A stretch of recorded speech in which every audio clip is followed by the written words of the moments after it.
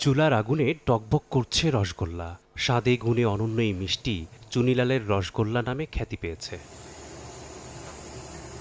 ব্রাহ্মণবাড়িয়ার সরাইল উপজেলার অরওয়াইল বাজারে মিষ্টির দোকানে গত ৪ দশকেরও বেশি সময় ধরে তৈরি হচ্ছে এই রসগোল্লা। এর স্রষ্টা ৭০ বছর বয়সী সুনীল মল্লিক, যিনি এলাকায় চুনিলাল নামে বেশি পরিচিত। খাঁটি দুধের ছানার প্রতিটি রসগোল্লার ওজন প্রায় ১৫০ গ্রাম। এই রসগোল্লা সাধারণ মিষ্টির চেয়ে আলাদা। তুলতুলে নরম এই রসগোল্লা মুখে দিলেই মিলিয়ে যায়। মিষ্টতার মাত্রা একেবারেই পরিমিত, তাই এর স্বাদ অনন্য। আকার, গুণমান ও স্বাদের এই নিখুঁত সমন্বয় চুনিলালের এই রসগোল্লাকে তৈরি করেছে এক আলাদা মাত্রা। সময়ের সঙ্গে পাল্লা দিয়ে চাহিদা বাড়লেও অন্য কোনো মিষ্টি তৈরির কথা ভাবেননি সুনীল মল্লিক, বরং একটি পথকেই নিখুঁত করতে দিয়েছেন পুরো মনোযোগ।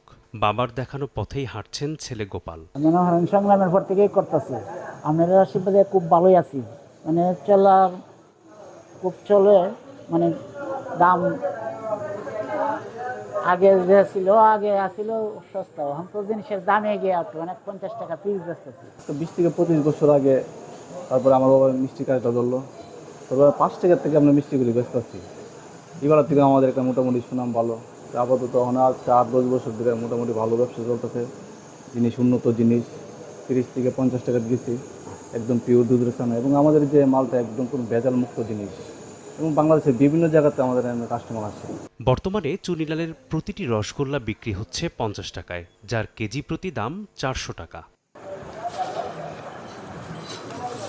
সময় সংবাদ, ব্রাহ্মণবাড়িয়া।